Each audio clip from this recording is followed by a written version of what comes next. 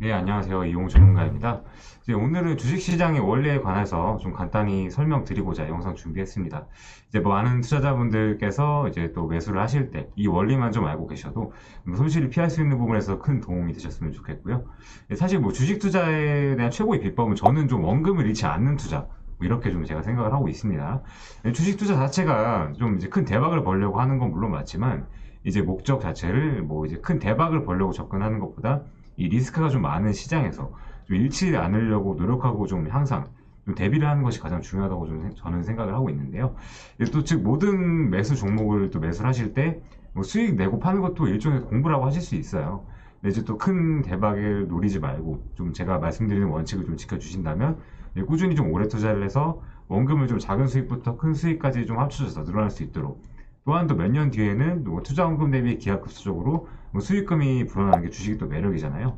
사실 좀 안타깝게도 많은 분들이 이런 또 리스크 관리를 좀 등한시하면서 대박 종목만 쫓는 경향이 있기 때문에 제가 오늘 좀 영상을 준비해 드렸어요. 그래서 또 급등주를 쫓아다니시고 뭐 추격 매수까지 서슴지 않는 투자자분들이 굉장히 많기 때문에 제가 오늘 교육도 이렇게 시작드리겠습니다. 일단 주식시장은 이제 뭐 제가 말씀드렸듯이 버는 비법, 즉 이거 일치하는 매매라고 저는 생각을 해요. 시장의 구조 이렇게 알아볼게요. 주식시장도 뭐 이렇게 사업, 뭐 장사이치와 똑같이 생각하시면 되세요. 이윤을 남기고 파는 거잖아요. 근데 또 물건을 생산해서 이윤을 남기고 소비자에게 팔잖아요. 주식시장에서도 물건을 가격이라고 볼 수 있고, 즉 매수하시는 가격이 매수가예요. 그 가격에서 높게 팔면 수익이 당연히 나시는 거고, 싸게 팔면 손실이 나는 거거든요. 그럼 생산자와 판매자, 이 생산자와 판매자는 누구일까요? 이 생산자와 판매자는 이 수급 주체입니다. 수급 주체. 즉 쉽게 말하면 저희 같은 개인보다 이제 또 엄청나게 돈이 많은 집단들이겠죠. 즉 주가를 내리고 올리고 뭐 자기 마음대로 돈의 힘으로 할 수 있는 그런 집단들. 뭐 수급 주체의 종류는 크게 기관, 외국인, 세력으로 좀 분류가 되겠는데, 한 종목의 주가를 관리하고 올리려면 뭐 보통 어느 정도의 돈이 들어갈까요? 라고 또 궁금하실 수 있는데, 사실 또 유통 거래량이 많은 종목들은, 이렇게 적은 종목들은 100억 정도에서 평균 최소 100억, 1000억 이상까지 좀 필요합니다. 그래야 좀 주가를 좀 어느 정도 본인 마음대로 좀 움직일 수도 있고요. 또 이렇게 큰 자금을 가진 집단을 수급 주체라고 하고 있고요. 뭐 그럼 모든 종목에 이런 수급 주체가 있느냐? 그건 또 아닙니다. 코스피, 코스닥 양대 시장 합쳐서 2,000개 넘는 종목이 있는데 2,000개 넘는 모든 종목에 뭐 수급 주체가 있는 건 아니에요. 과거부터 지금까지 대략 약 10% 정도만, 200개 정도 종목들만 이렇게 수급 주체들이 좀 있다고 생각을 하시면 되는데, 뭐 이제 저는 그런 수급 주체들이 있는 종목들만 물론 매매를 하죠. 그럼 이들 수급 주체, 뭐 생산자, 뭐 판매자, 이렇게 수익을 벌기 위해 이윤을 남기고 누군가에게 팔아야 되잖아요. 근데 이렇게 큰 돈을 들여서 이렇게 생산을 하는데 손해를 볼 수는 없겠죠, 당연히. 착하고 순진한 일반인들에게 파는 거예요. 100%는 아니고 또 90% 이상 그렇게 보시면 되세요. 나머지 10%는 사실 또 블록들이나 수급 주체들끼리 서로 팔기도 합니다. 뭐 쉽게 설명드리면 기관이 매수해서 외국인에게 팔기도 하고요. 그럼 또 이거 팔면 어떻게 해야 되냐? 생산자, 판매자는 아까 말씀드렸듯이 수급 주체, 외국인, 기관, 세력 이렇게 되겠고, 뭐 물건을 팔려고 하면 여러분 어떻게 할까요? 뭐 TV나 여러 가지 방법으로 광고를 하잖아요. 그렇게 소비자가 그 광고를 보고 구매를 하게 되는 거고요. 주식시장도 광고를 합니다. 이 무엇일까요, 광고가? 주식시장의 광고 도구, 후지적 뉴스나 뭐 대북주나 이런 테마주처럼 기대감을 가지게 하는 뉴스, 모멘텀, 또 차트를 좀 예쁘게 만들어서 뭐 더 오르지 않을까 하는 것이 또 굉장히 함정이죠. 실적과 모멘텀도 마찬가지 광고라고 보시면 돼요. 이제 일반인들에게 큰 수익을 줄 것 같은 기대감을 좀 가지게 해서 수익을 내고 파는 건데, 즉 실물 경제의 장사 이치랑 같다고 생각을 하셔도 무관하세요. 이게 바로 주식시장의 구조입니다. 간단합니다. 이 원리를 먼저 이해하시고 시장을 접근하셔야 됩니다. 이 실적과 모멘텀도 마찬가지로 하나의 광고 도구라고 제가 강조드렸어요.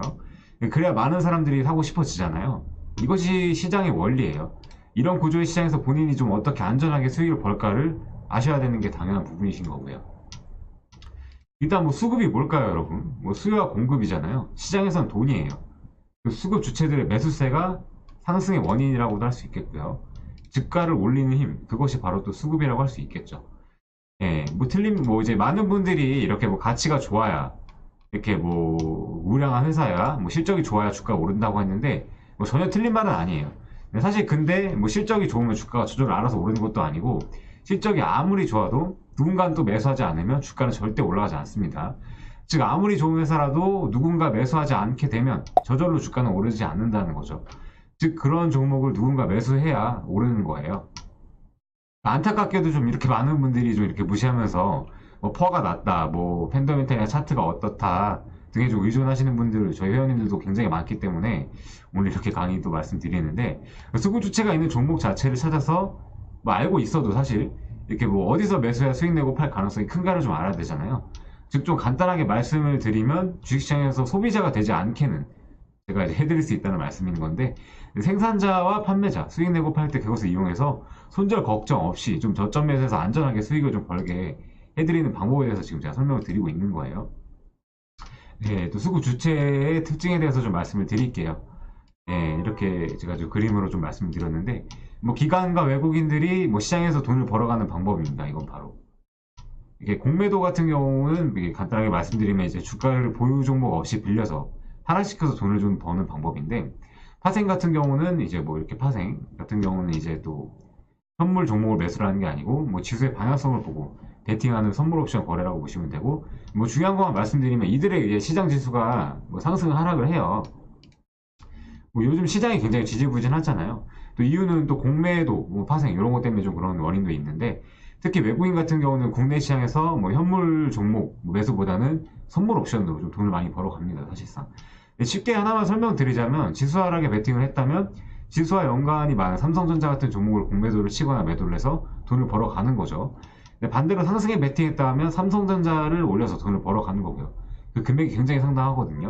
조금 심하게 말하면 완전히 국내 시장 외국인들 놀이터라고 좀 표현들을 많이 하는데, 뭐 이렇게 과장된 표현은 정말 저는 아니라고 생각을 합니다. 뭐 이유는 뭐 이렇게 여러 가지가 있는데, 뭐 수급 주체들 중 가장 돈이 많기 때문에 그래요, 외국인들이. 그래서 마음대로 좀 가지고 노는 부분도 당연히 있고요. 안타깝게도 저희 나라 기관은 외국인보다 돈이 작아요. 그래서 국내 시장을 자기 맘대로 좀 가지고 논다? 뭐 이렇게 표현하기 그렇지만, 외국인들이 좀 방패막이가 못 돼주고 있는 부분도 당연히 있습니다.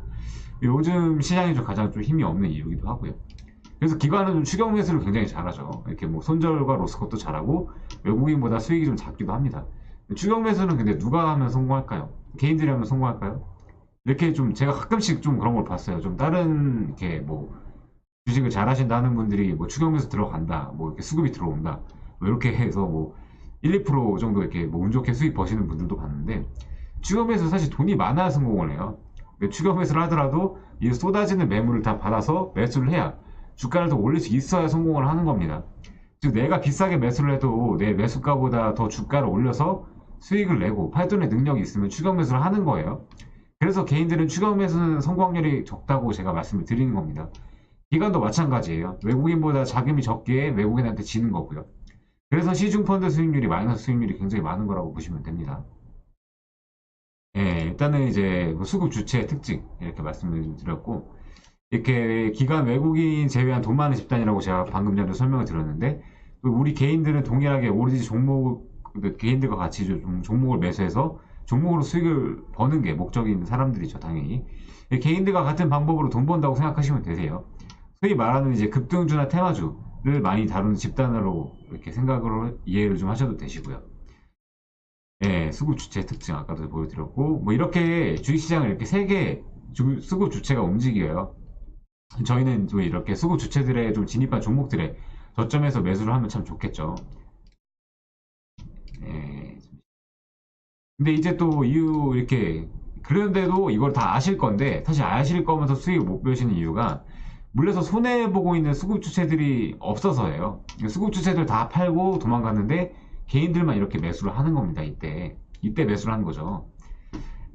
이렇게 이제 비법은 뭐냐, 수급 주체들보다 싸게 사는 거죠. 싸게. 이 원칙에 상당히 충실하셔야 돼요. 중요한 건 이렇게 대박 수익이 아니라 매수 종목을 손절 걱정 없이 편안하게 좀 매수를 해서 수익 내고 팔 수 있는 안전한 수익 창출이 굉장히 중요하다는 거예요.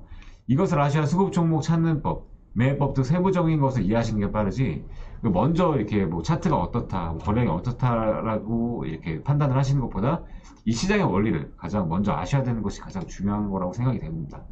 많은 투자자분들 지금 뭐 짧지만 간단한 동영상 보시면서 좀 도움이 되셨으면 좋겠고, 이제 매수를 항상 하시기 전에 이게 지금 뭐 이제 수급 주체들이 있는 종목이냐 없는 종목이냐를 판단하셔서 좀 이제 투자에 도움이 되셨으면 좋겠습니다. 오늘 교육 간단하게 여기서 마치도록 하겠습니다. 감사합니다.